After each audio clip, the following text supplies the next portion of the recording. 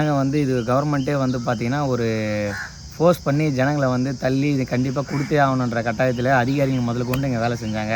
ஆனால் விவசாயிங்க மனசுலேருந்து பார்த்தீங்கன்னா யாரும் நிலம்லாம் கொடுக்குறதுக்கு விருப்பம் இல்லை. இந்த மாதிரி பிரச்சனை நிறைய கலையில் விட்டு போனாங்களே வேண்டிய எல்லா ஜனத்தை சீராக அமைப்பாக உருவாக்கலை. அந்த ஆட்சி ஓஞ்சிதே எங்களுக்கு எவ்வளோ மகிழ்ச்சியாக பார்க்குறாங்க.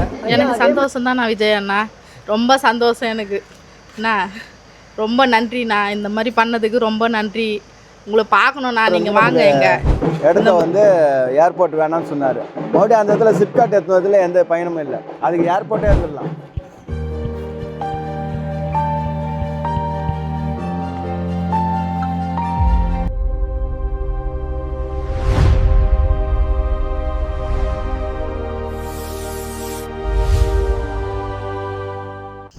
பரந்தூரில் வந்து ஏர்போர்ட் கேன்சல் ஆகிருக்கு.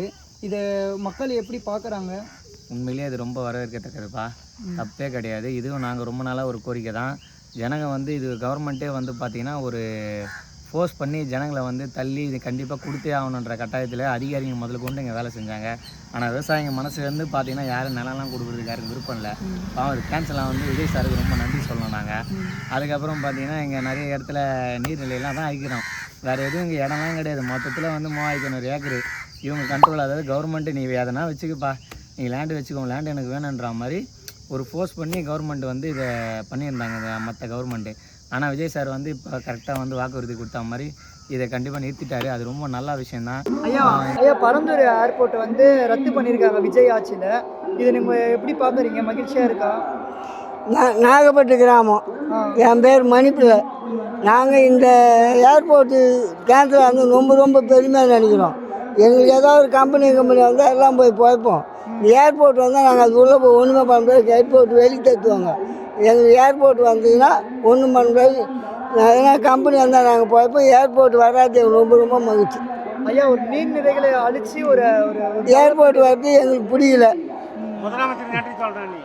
அதான் இந்த ஏர்போர்ட் வரது நீர்நிலையாக நிறைய இருக்குதுங்க. அதை அழித்து ஏர்போர்ட் வரது எங்களுக்கு விருப்பம் இல்லை. இப்போ வந்துக்கிற முதலமைச்சருக்கு ரொம்ப நன்றி. எங்களுக்கு நிறைய ஒத்தாசை பண்ணுற மாதிரி தெரியுது. இப்போ ஐயா, போன ஆட்சியில் வந்து விமான நிலையம் வரணும்னு சொல்லி அவங்க வந்து போராடிட்டு இருந்தாங்க. போன ஆட்சியில் எங்களை கேட்காது அவங்களே முடிவு எடுத்துக்கிறாங்க. எங்களை வந்து நிருபர்களை உட்கார வச்சு இந்த மாதிரி பேசலை. நாங்கள் சொன்ன மாதிரியே அவங்களே ஆளுங்களை உட்கார வச்சு அவங்களே பேசி அவங்களே ஏர்போர்ட் முடிவு பண்ணிட்டு போனாங்களுக்காண்டி எங்களை யாரையும் கேட்கல.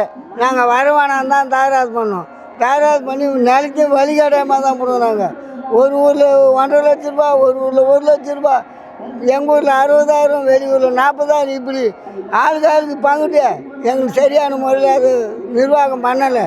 பேர் பேசி வாங்காததும் இருக்கிற எல்லாரையும் கலையில் விட்டு ஒரு அரகாணி விற்கணுன்னா கூட எந்த நாள்லேயே வாங்கினா அவன் பிள்ளை பேரன் பேச்சில் வந்து கையெழுத்து பண்ணணும். அவங்களும் பண்ணி அந்த சொத்து விற்க முடியாது.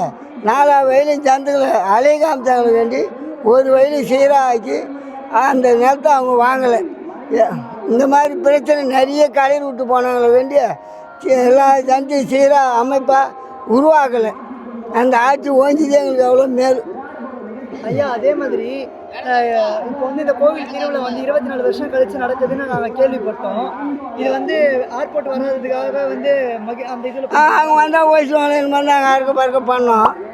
அந்த ஆட்சியில் இந்த நாங்களும் 4-5 வருஷமாக ட்ரை பண்ணுறோம். அது முடியல.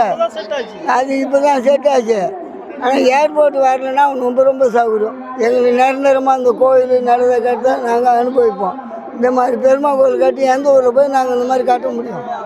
அந்த மாதிரி எங்களுக்கு தான் சௌகரியம்பா. இதே மாதிரி விட்டால் போதும். அந்த முதலமைச்சர் கோடி புண்ணியம். வந்து இப்போது ஃப்ளைட்டு ஏர்போர்ட் வந்து கேன்சல் பண்ணியிருக்காங்க. இது எவ்வளோ மக்களுக்கு மகிழ்ச்சியாக பார்க்குறாங்க? எனக்கு சந்தோஷம் தான் விஜய் அண்ணா, ரொம்ப சந்தோஷம் அண்ணா. ரொம்ப நன்றிண்ணா, இந்த மாதிரி பண்ணதுக்கு ரொம்ப நன்றி. உங்களை பார்க்கணுண்ணா, நீங்கள் வாங்க. எங்கள்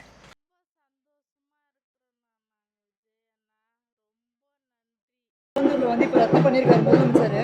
இது வந்து பரந்தூர் மக்களுக்கு எவ்வளோ மகிழ்ச்சியாக இருக்குது? நீங்கள் பரந்தூரில் இருக்கீங்க. ரத்து பண்ணது ஒரு நல்ல விஷயந்தான். அதுக்கு முதல்வருக்கு நாங்கள் முதல்ல நன்றி தெரிவிச்சுக்கிறோம். நான் ரத்து பண்ணதோடு விடக்கூடாது.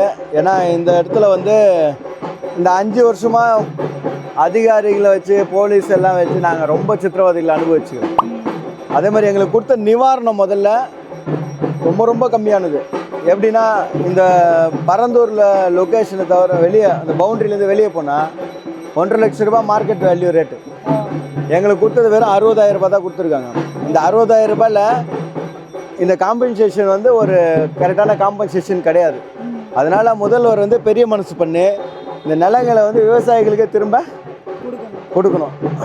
அதுக்கப்புறம் நான் சிப்காட் எடுக்கிறேன்னா இது வந்து முழுக்க முழுக்க விவசாய இடம். விவசாய இடம்ன்ற காரணத்துக்காக தான் முதல்வர் வந்து நமக்கு இடத்த வந்து ஏர்போர்ட் வேணாம்னு சொன்னார். மறுபடியும் அந்த இடத்துல சிப்காட் எடுத்துனதில் எந்த பயனும் இல்லை. அதுக்கு ஏர்போர்ட்டே இருந்துடலாம். அதனால் முழுக்க மறுபடியும் வந்து விவசாயிகளுக்கே கொடுக்கணும். அதே மாதிரி இந்த திருவிழா வந்து 2022 பண்ண வேண்டிய திருவிழா. ஏர்போர்ட்டுன்றதால நாங்கள் திருவிழா வந்து பண்ணாமல் ஒத்தி வச்சிருந்தோம். இப்போ முதல்வர் வந்து சட்டமன்றத்தில் ஒத்தி வைக்கிறோம், இந்த திட்டத்தை வந்து இப்போதைக்கு இல்லை தள்ளி வைக்கிறோம் சொன்னதால் திருவிழா தொடங்கணும்.